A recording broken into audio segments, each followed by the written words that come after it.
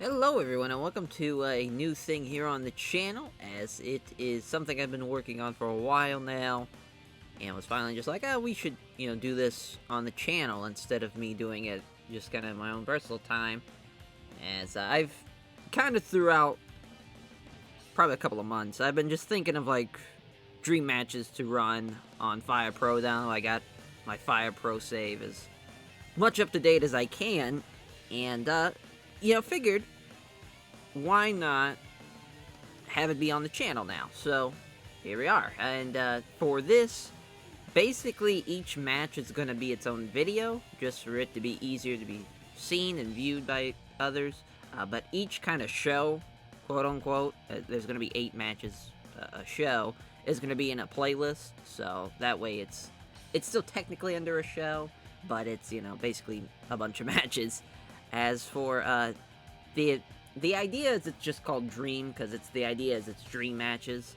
And yeah, I think it's going to be a lot of fun just to see how everything turns out. As far as like me on these videos, it's not going to be like a commentary per se. It's more like going to be just hanging out, just trying to vibe, if you will.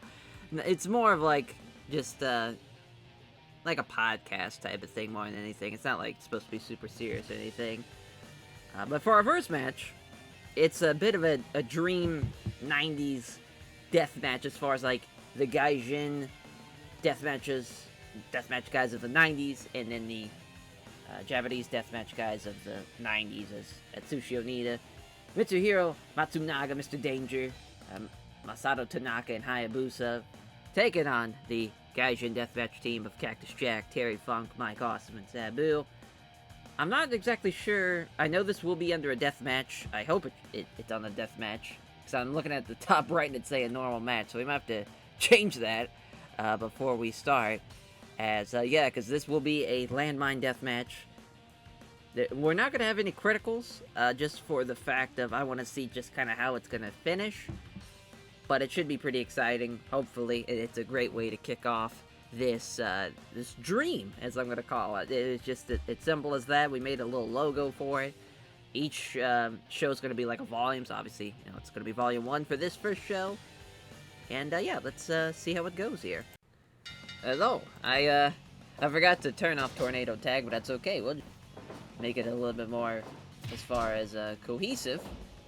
We're not going to change the camera either. I know we have the mod pack to do that, but I kind of like the traditional Fire Pro-esque gimmick here. So yeah, the logo's just a bit on the simpler side. There's some that get a little bit more intricate, but basically this one I felt like it was the easiest way. The first like 6 or 7 are going to be basically that same logo, but different color schemes. That's how Hayabusa's getting tagged. And there we go, perfect. That's kind of what I was hoping for, as each person that they were kind of against match what they were relatively to what it is, as far as like Hayabusa and Sabu. And Hayabusa and Sabu, obviously the like junior heavyweights of that deathmatch scene, and obviously would have been pretty awesome to see in a deathmatch setting as far as singles wise, but they're just kind of careers somewhat took off in different time periods. Obviously Sabu was kind of more mid 90s, as far as Hayabusa more late 90s. There we go. Explosion already. Red shoes is our little ref. Didn't exactly know if we should like kind of make a custom one, and now Matsunaga coming in. I'm hoping for a lot of explosions. I love how I picked an outdoor arena, thinking it was going to be something cool, and it's, just a normal ass setting, but that's okay. So I'm sure maybe, the apron, so we're going to trade some strikes. I was thinking of having something on the apron. Nah, I was just like, we'll just keep it more on the simpler side. See if I don't think anyone's going to tap out already in 2 minutes. Oh, some taunts. Mike Awesome coming in. Gladiator Mike Awesome. I'm hoping for something awesome. So I didn't want to use light tubes, because I know this era didn't really use light tubes all that much, but it would have been pretty awesome just to... Those light tubes are pretty sick. Got a Luthez press. think it's nothing. I'm hoping for an awesome bomb to the floor. I'm hoping. Big explosion, someone takes a big out. There's an explosion. Because the barbed wire, everything is just for all the barbed wire involved in this batch is explosive. Of course, now Mike Awesome and Masato Tanaka, no strangers to each other. And they both fall.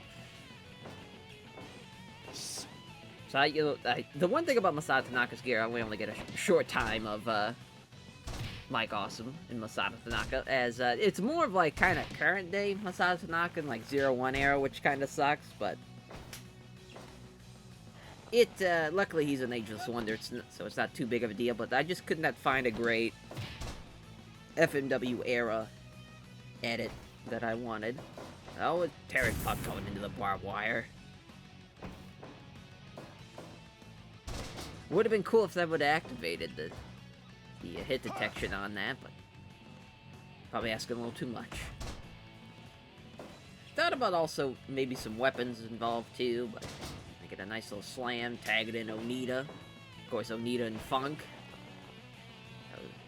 Really Atsushi Onita's idol in many ways, and once his excursion was in Amarillo, they got to up close see the Funker in action. Well, I rake on the ropes. Would have been cool if the ropes were also barbed wire as well for that spot. Another butterfly suplex from the Funker.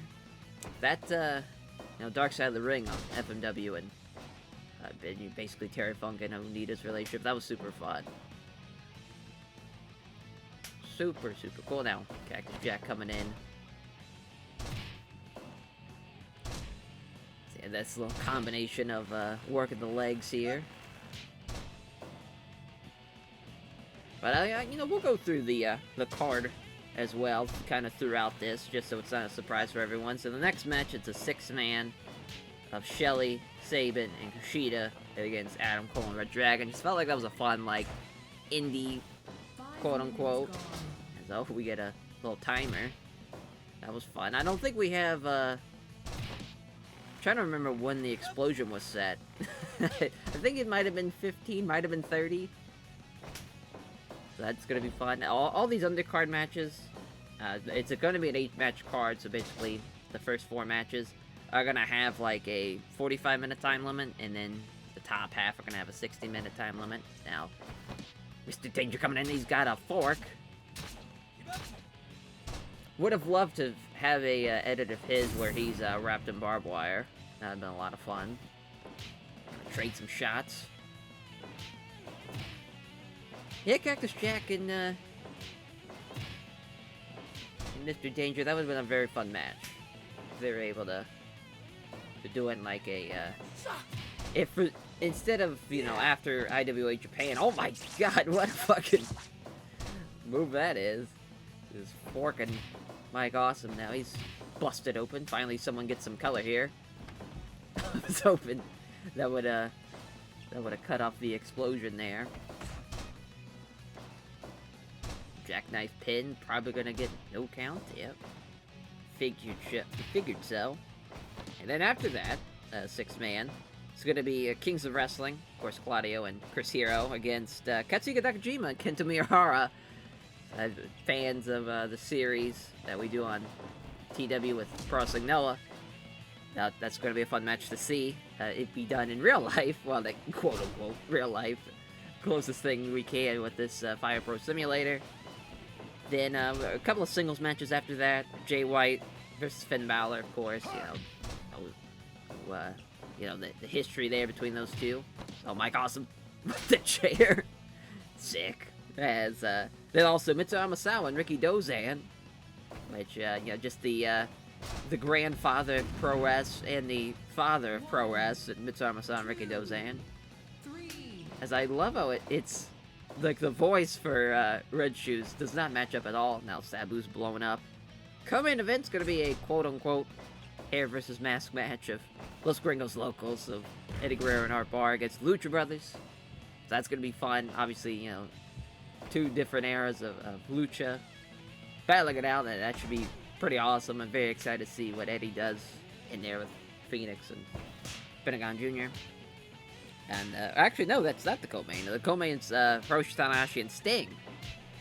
For the longest time, we'll talk about kind of more once that match is taking place, but for the longest time, when I first saw Tanahashi in mid-2000s, my kind of, like, comparison was, like, early 90s, like, Surfer Sting. So we're gonna have, like, Surfer Sting era Sting taking on Tanahashi. I'm not exactly sure which era I'm gonna pick for that. I don't know if I'm gonna go mid-2000s or if I'm gonna go kind of late 2010 or late 2000s, early 2010s, kind of like starting of the prime era of Tanahashi. But that should be fun. And in the main event, as we get a stunner from Terry Funk, who's gonna cover Hayabusa. We get a 3 here. Nope. Gonna kick out as 4 different eras of Lucha battling it out in a 4-way. Rey Mysterio Jr., Mystico, La Sombra, and El Hero Del Vikingo is, yeah, I mean, we got 90s with Rey Mysterio Jr., 2000s of Mystico, 2010s for Sombra, and then 2020s for, Vikingo, so that's gonna be a lot of fun. Should be pretty crazy. Sabu Terry Funk. I love how Onita's, the little edit with the cigarette. I just thought that was pretty awesome to pick that one to, represent Atsushi Onita. Oh, Mr. Danger gonna drag him out. That was awesome. He's got a chair. Oh, fuck. Pile driver on the chair and barbed wire. He's got another chair. So obviously it's going a 20 count, but so many chairs now. It's another explosion. Really was hoping for... Oh my, this might be a count out. That would be pretty great, and that is going to be a count out. Wow. What a great start to Dream Volume 1 here. Is we have a barbed wire death match that gets a 20 count. Gotta love that. Let's see what it got as far as the... Yeah, 65. How fun. So we'll run this back for Volume 2 and make it sure there's not any count-outs, and we'll probably make it a barbed wire next time now. So just a little continuity there. But how embarrassing for the first ever Dream Volume 1 show, the opener, first ever match. It's a fucking barbed wire deathmatch ends in a double count out. The worst. That's what I get. I was like, what are the odds that's gonna end in a count out? And it sure did.